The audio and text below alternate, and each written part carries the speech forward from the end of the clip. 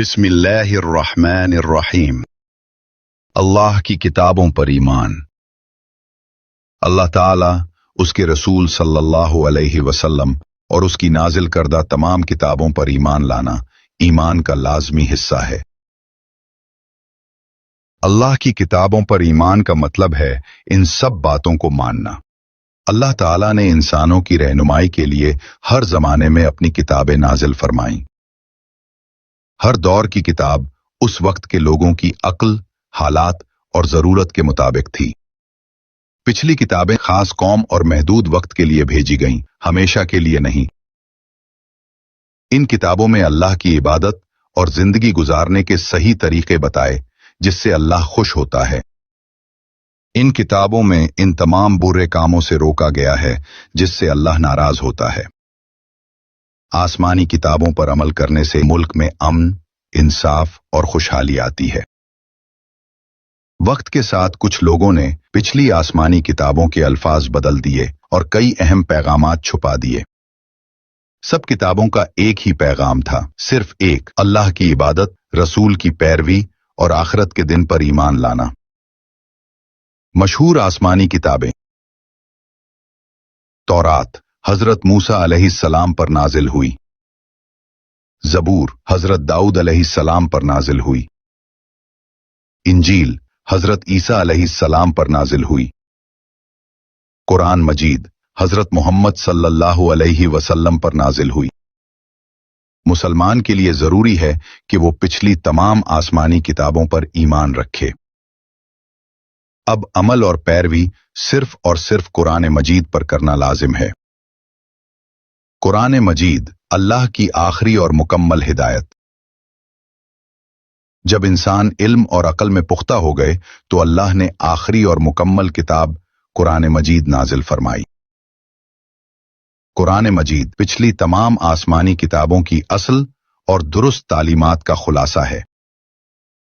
قرآن مجید حضرت محمد صلی اللہ علیہ وسلم پر نازل ہوئی، ہر زمانے، ہر جگہ اور ہر انسان کے لیے ہدایت ہے۔ قیامت تک محفوظ رہے گی، اس میں کوئی تبدیلی نہیں ہو سکتی۔ قرآن کے نازل ہونے کے بعد پچھلی تمام آسمانی کتابیں منسوخ ہو گئیں۔ اب عمل اور پیروی صرف اور صرف قرآن مجید پر کرنا لازم ہے۔ آئیے اس سبق کو ایک دلچسپ کہانی کی مدد سے سمجھتے ہیں۔ کہانی روح کی بھوک۔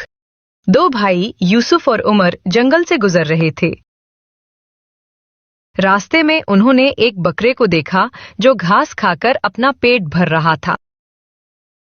یوسف نے کہا، دیکھو یہ بکرا کتنا بھوکا ہے، کیسے اپنی بھوک مٹا رہا ہے۔ آؤ ہم بھی اپنے پیٹ کی بھوک مٹاتے ہیں۔ دونوں نے ٹفن کھولا اور کھانے لگے۔ کھاتے کھاتے عمر نے کہا، یوسف بھائی، ہم اور یہ بکرا دونوں ہی تو بھوک مٹا رہے ہیں، تو پھر ہم میں اور بکرے میں فرق کیا ہے؟ ایک بزرگ جو وہاں سے گزر رہے تھے قریب آ کر بولے، فرق یہ ہے بیٹا، جانور صرف پیٹ کی بھوک مٹاتے ہیں، لیکن انسان کے پاس ایک اور بھوک بھی ہے، روح کی بھوک۔ یوسف نے حیرت سے پوچھا، روح کی بھوک؟ تو پھر روح کی غذا کیا ہے؟ بزرگ نے جواب دیا، یہ بھوک صرف اللہ کی آسمانی کتابوں سے پوری ہوتی ہے۔ اللہ نے ہر زمانے میں کتابیں نازل کی تاکہ انسان سیدھا راستہ پائے اور اپنی روح کو سکون عطا کرے۔ یوسف نے سوچتے ہوئے کہا، لیکن انسان تو اشرف المخلوقات ہے، کیا وہ خود سے سیدھا راستہ نہیں تلاش کر سکتا؟ بزرگ نے نرمی سے کہا، بیٹا انسان خود سے ہدایت نہیں پا سکتا، اسی لیے اللہ نے اپنے پیغمبروں پر کتابیں نازل فرمائیں۔ آج وقت گزرنے کے ساتھ پہلے کی کتابیں یا تو کھو گئی ہیں یا بدل دی گئی ہیں، مگر اب بھی قرآن مجید اسی اصل شکل میں موجود ہے جو ہماری روحوں کے لیے مکمل غذا ہے۔ یہ سن کر یوسف نے کہا، اب سمجھ گیا، جانور اور انسان میں اصل فرق یہی ہے، جانور صرف پیٹ کی بھوک مٹاتا ہے مگر انسان قرآن پر عمل کر کے اپنی روح کی بھوک مٹاتا ہے، یہی چیز اسے اشرف المخلوقات بناتی ہے۔